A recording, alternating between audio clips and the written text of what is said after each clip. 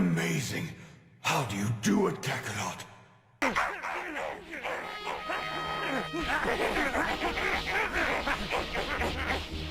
I've probably watched this Dragon Ball Z clip over 100 times, but recently, the messaging has really stuck with me. At the end of the Buu saga, Vegeta watches Goku and Kid Buu fight pretty much for the fate of their world. And in this moment, Vegeta has a revelation that sticks with him for the rest of the series. Vegeta comes from the prideful Saiyan race and has spent his whole life trying to prove that he is the best. Through domination, through threats, through dirty tactics, he wanted to prove that the mighty Prince of Saiyans is the greatest warrior to ever live. But in that pursuit, he engaged in behaviors that were self-destructive. He based all of his pride in his identity. He saw others succeeding around him as a representation of his failure.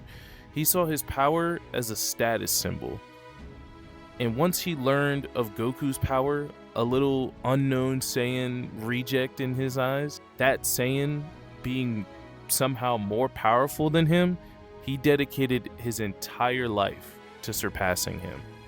He talked about how he thought that Goku's desire to protect his loved ones was the thing that made him so strong. But once he had Bulma and Trunks, his power didn't increase. He talked about he would hunt for the thrill of battle, and that didn't help him either. Even with all of the anger and hate that anyone could possess, none of that made him stronger. Because no matter how angry he was, no matter how frustrated he got, Goku always seemed to be one step ahead of him. Well, there you go. Pretend my thumb is down. One step ahead of him. So, if all of Vegeta's approaches failed, why did Goku's worked? A kind-hearted airhead Saiyan who simultaneously being one of the most powerful beings in the universe. How could someone who was so childlike become so powerful? Well, I think the answer was Goku's internal motivation. When Goku fights in Dragon Ball, he's not fighting to dominate his opponent. He's not fighting to kill anyone. He's not fighting to prove that he is ruthless. He fights for one reason. He fights to test his limits and to push himself beyond them. And when you think about it, it kind of makes sense.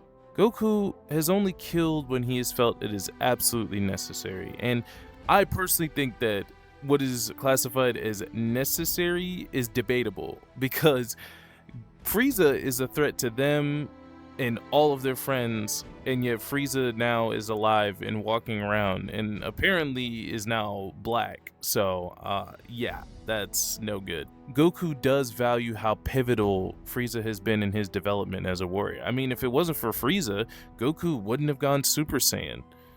And I think that it extends beyond Goku's enemies.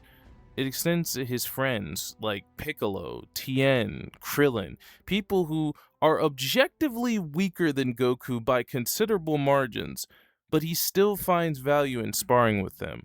Why? It's about refining his own craft. It's about the love of just fighting in general, not trying to win. And even someone who is weaker than Goku has taught him things that he could not comprehend, mostly because he's stupid, but the point still stands. It's in this moment of watching Goku and Kid Buu fight that it finally clicks for Vegeta. He finally realizes why Goku is stronger than him, because he fights for pride and power. Goku fights for the fun and the challenge itself. And in this moment, Vegeta admits to himself, "You're better than me, Kakarot. You are the best."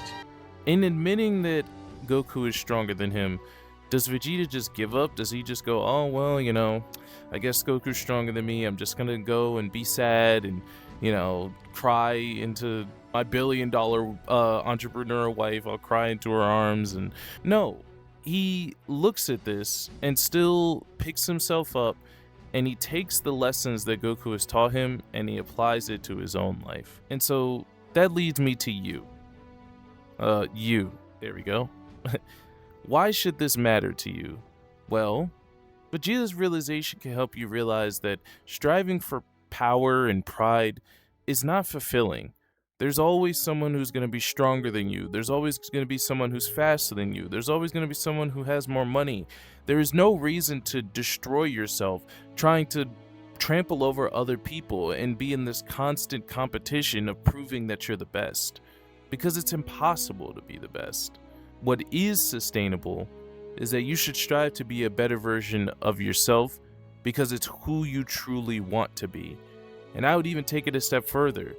In that strive, you can actually transform yourself into a version of yourself that you could not even see for yourself.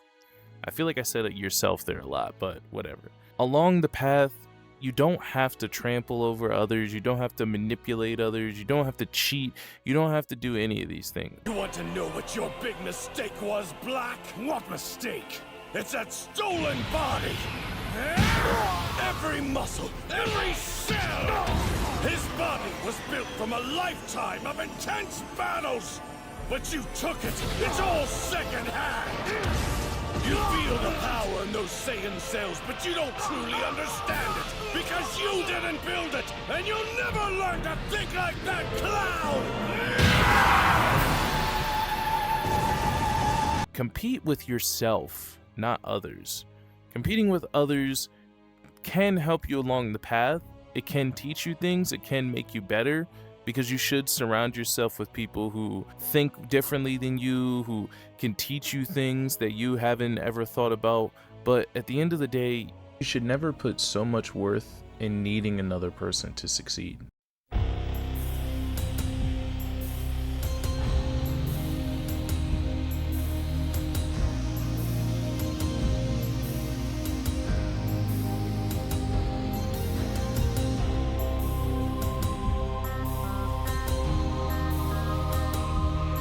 This day has made it all too clear. You're better than me, Kakarot. You are the best.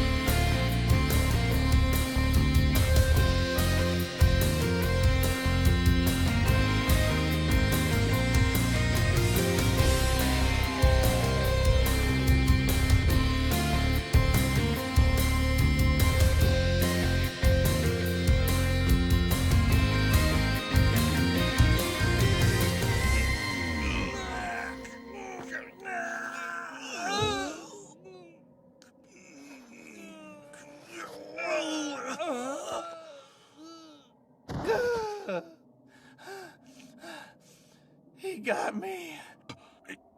I finally